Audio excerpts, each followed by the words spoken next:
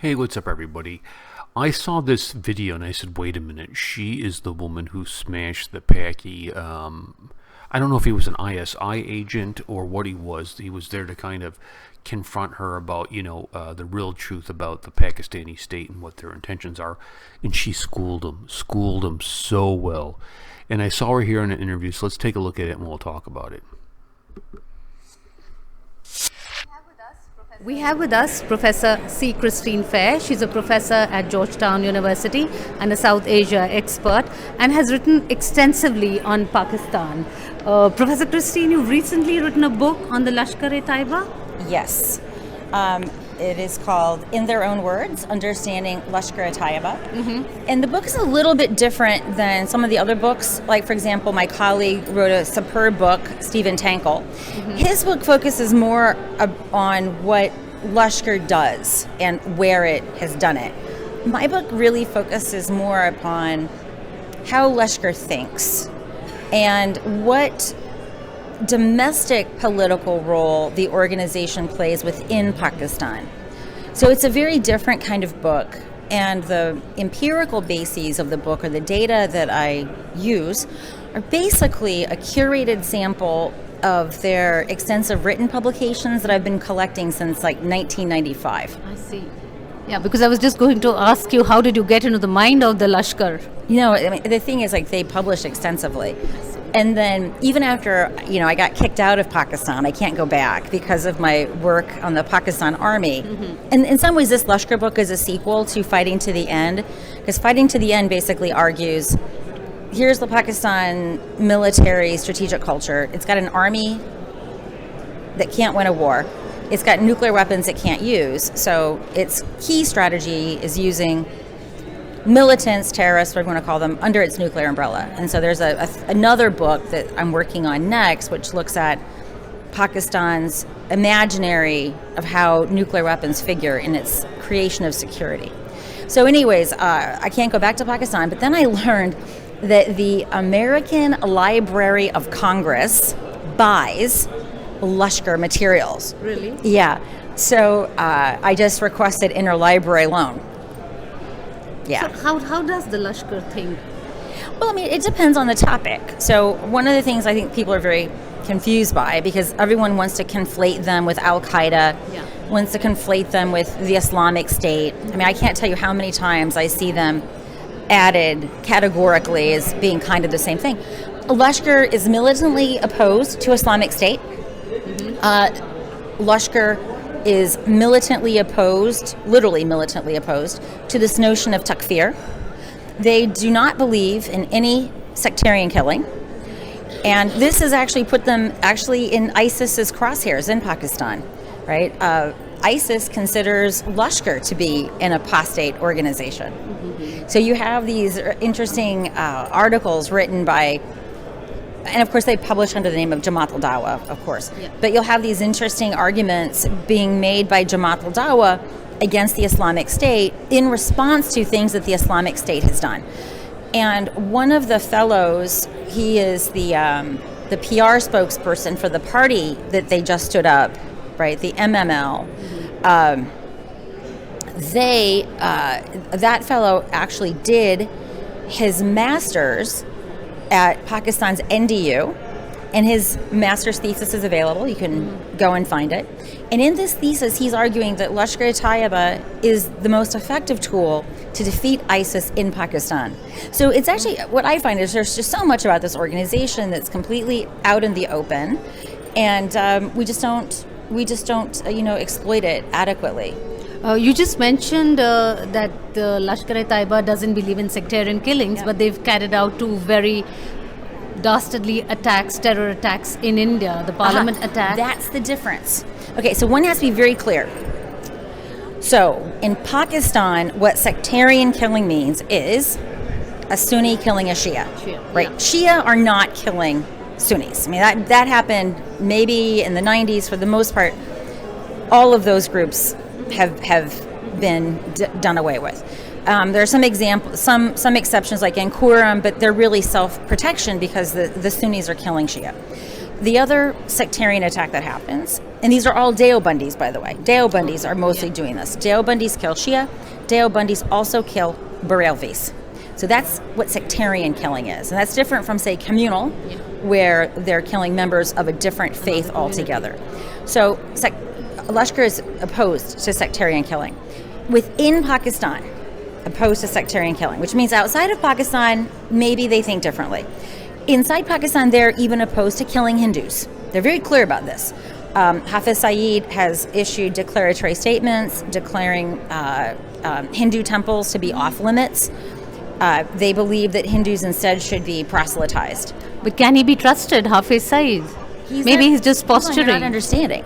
This is within Pakistan. Yeah, I understood that. Right. They don't do this in Pakistan. Huge misconceptions. Lashkar does not do this within Pakistan. And their logic is very simple. When you're taking a bath, you don't use your bathtub to go to the bathroom, right? LET is a tool of the state to suppress domestic violence. Now, obviously, they kill Hindus abroad. They've got no problems with that. They don't even have problems killing Muslims, right? In India, we saw the Mumbai attack. They mowed down people who were very clearly Muslims. So there's the way the organization behaves within Pakistan is very different from how it behaves outside of Pakistan. And so my book mostly focuses on what they're trying to do within Pakistan. And my argument is the following. If you only see them as having utility in killing Indians and also killing in Afghanistan, you're missing half the story. Because the reason why the Pakistani state invests in them so heavily is that they are a voice against these groups that have killed so many Pakistanis. And that's the other piece of the puzzle that I think until now people didn't appreciate. How do you see the Imran Khan-led government in Pakistan? Do you think that he will be able to do anything against terror elements in his country? He's irrelevant. Bluntly speaking, he's not even the mayor of Islamabad, right? His writ doesn't even extend to Abhara, which is the ISI headquarters, which is in Islamabad. Yeah, you've just written a piece. I saw a piece you wrote on how the army is really... The army's in charge, right? And so, if I were an Indian, I would be wary of a Pakistani prime minister bearing peace. Because what we have seen time and time again is that whenever an Indian prime minister takes the bait and they do some kumbaya stuff, maybe Modi goes to India and they have some matching vests, or maybe he comes here and they hold hands, and they walk through Old Delhi and reminisce. What happens? There's a terrorist attack here. You can set your watch to it. The most explicit and outrageous example of this was Kargil itself, right? Because what Nawaz Sharif and Vajpayee did, this was the most credible peace overture. And these men were hardliners in their respective constituencies, the only people who could make peace. And the army was so afraid of that that they launched Kargil. So I would just say be very wary of believing peace from a Pakistani prime minister. He can't deliver it. And if you indulge that, you can set your watch by the next terror attack. So it means that there is really going to be no lasting peace between India and Pakistan? No, there won't be. And the reason is the Pakistan army won't survive it. If there were to be genuine peace between India and Pakistan, how can the Pakistan army justify its existence as it exists? Right? So that's why every time there's a genuine sign of rapprochement, the army sabotages it. Can the US build some pressure on the Pakistani army to have some kind of reconciliation with, say, India? Whether or not the US could do it, the US won't do it. Why? Well, the Americans have had, and I think one of the best expositions of this was the book written by Tazy Schaefer and her deceased husband, Howard Schaefer, about the limits of diplomacy. The Americans have tried over and over and over again, and it goes nowhere, right? It really creates ill will, quite frankly, in both countries. So what does this mean for the future of India and Pakistan? Invasion. Well, what it means is that Indians are going to continue to die, right? But I'm going to point out that every day in India, there's a massacre on the roads. right?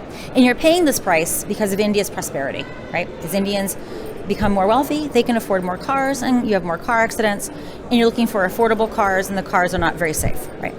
So what India has done, maybe they don't say this explicitly, but you can discern it from India's behavior. India's basically said, look, we're going to put up with this. We're not going to have an outright war with Pakistan. In any event, a war probably isn't winnable. Oh, it is. And we're going to focus on our economy.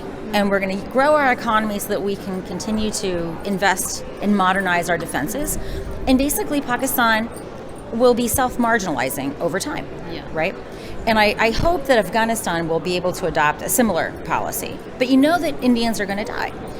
But this sounds crass, but as I said, every single day there's a massacre of Indians on the road, right? And one day more Indians die on the road than all Pakistan-sponsored terror combined over the course of the whole year. The difference is people, and this is true in my country too, it's daily. In fact, our fatality on the road is really quite similar when you control for our respective populations.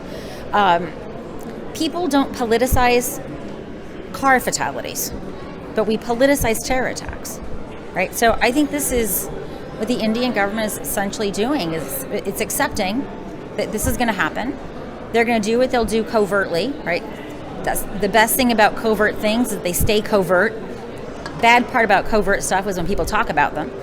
And so there'll be these covert games going back and forth, but it's going to be more of the same. Thank you so much, Professor Fair, for talking to us. Thank you so much. Very cool. Very cool. She's great. She's smart, but I disagree. This is winnable. This is very winnable. I'm saying invasion. You could invade Pakistan, and there ain't nothing they're going to do about it. They can't stop it. They can't stop it, dude.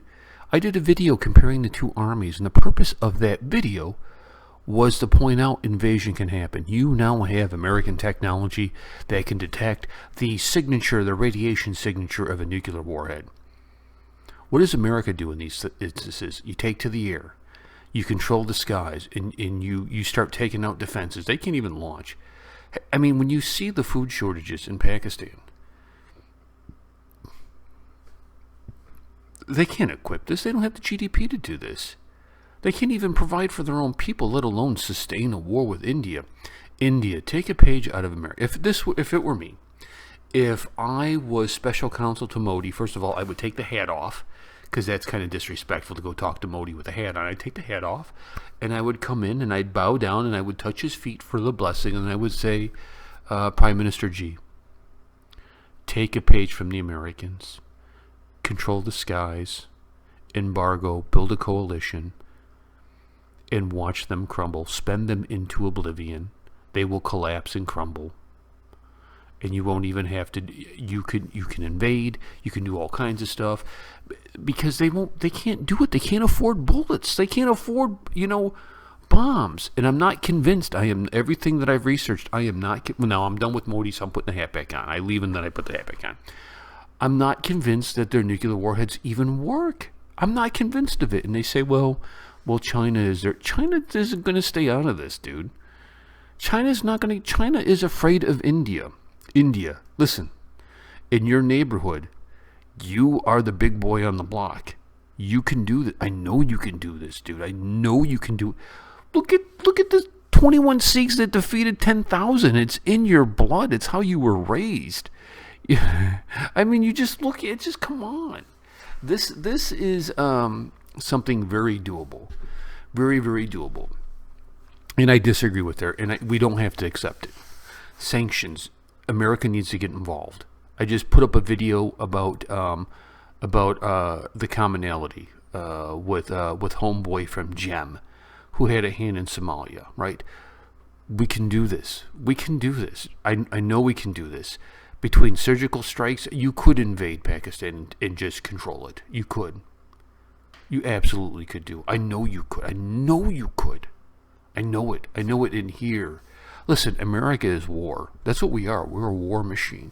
People say a lot of stuff about it, but man, we are a war machine. We know war. Right? We've been in Afghanistan 20-some years. Listen, Afghanistan started, the overture started in 1990. I just graduated high school and was dating the Warrior Queen. Matter of fact, on the 19th, I don't know, February 19th, will be 30 years from our first date. 30 years, dude. What's up with that, dude? Yeah. That's what I'm talking about. 30 years I've been with the Warrior Queen as boyfriend and girlfriend, fiance, husband and wife, right? So, good video, but we can do this. I know we can do this. I have faith in you, India. Your military is outstanding. You guys can crush Pakistan. I'll catch you guys later. Peace.